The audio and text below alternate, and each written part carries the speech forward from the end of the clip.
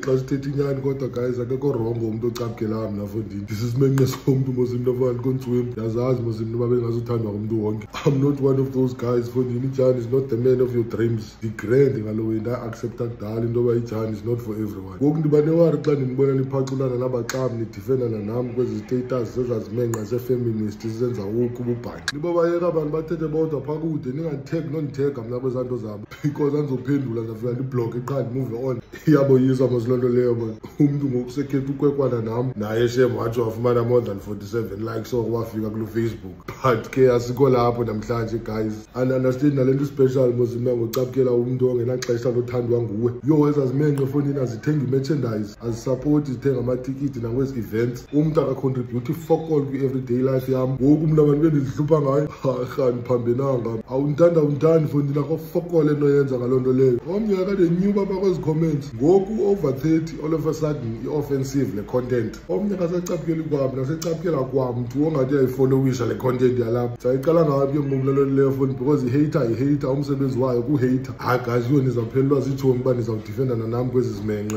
Yeka labantu bathethe bonele foni needatha zabo neefowuni zabo. Siphila kulaa era mos. Andiyazi umntu angazikatate wale fowuni yakhe nje enze le content afuna uyibone because uzawumane ekwekwana nami kude kube nini for i-likes. Yine ukuthi ndim lo chase i-cloud. Yeyi hayi nibhizi man yo.